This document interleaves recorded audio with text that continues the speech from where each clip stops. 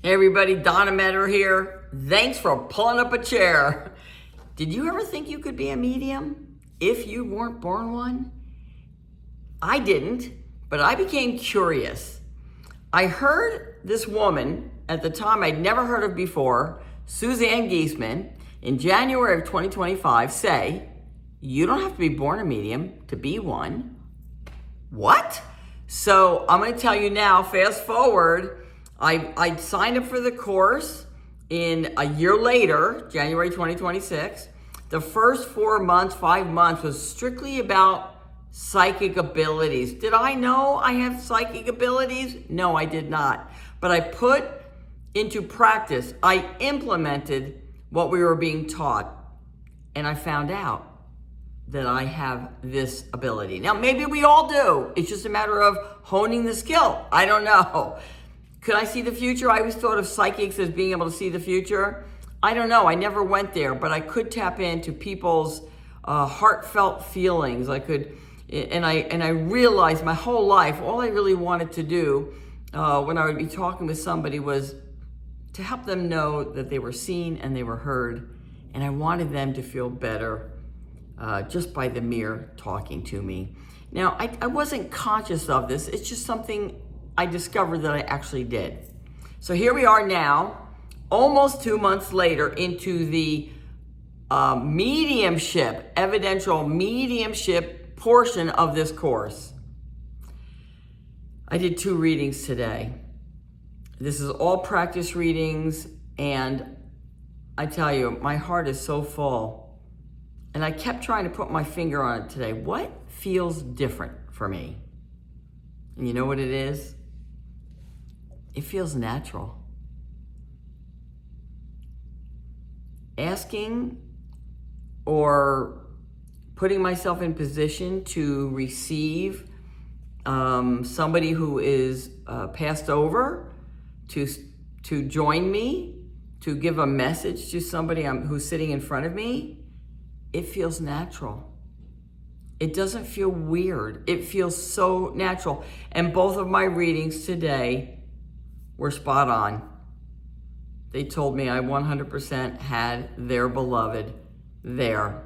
Now, this is fascinating to me because it wasn't too long ago that I just didn't even realize that somebody could be a medium if they didn't think they were born one.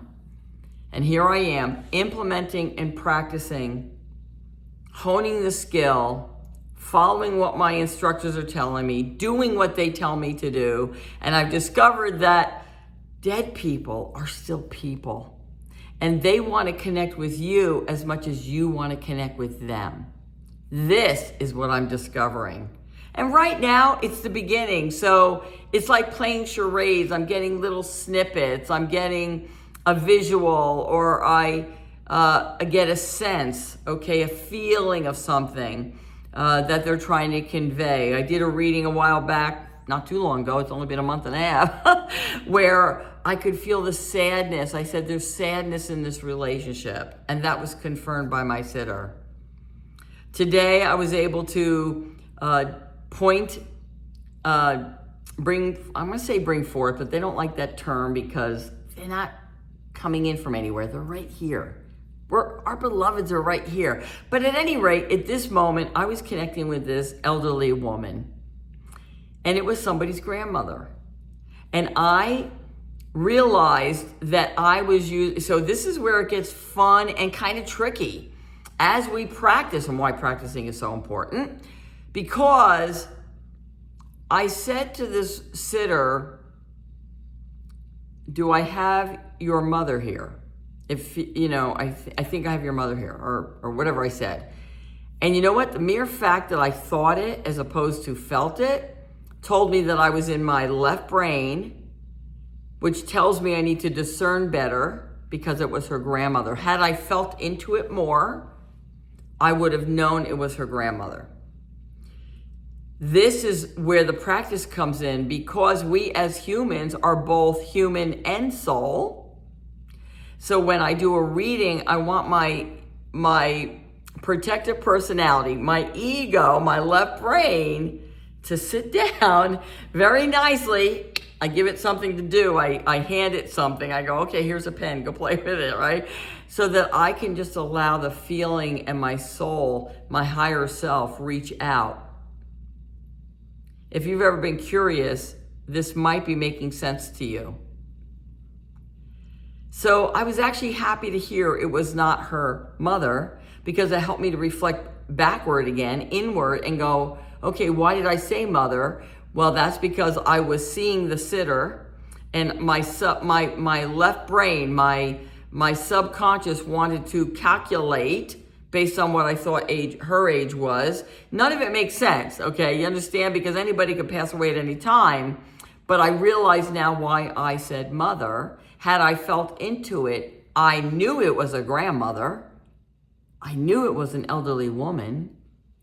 I could see her like a hologram in my upper mind's eye on the right side. I can still see her right now.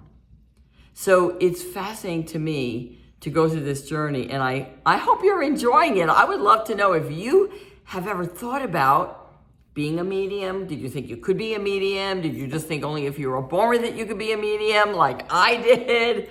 I'm here to tell you that this is real, and I'm so pleased to be able to not only honor the spirit world, but I feel it's a sacred connection, and I'm honored because remember this, that somebody in the spirit world is going to choose me to come through. This is not haphazard. These are people without bodies trying to convey themselves or get information to their beloveds here, and we're trying to connect with beloveds there. It's an amazing journey. I look forward to seeing you in the next video. And thanks again for pulling up that chair.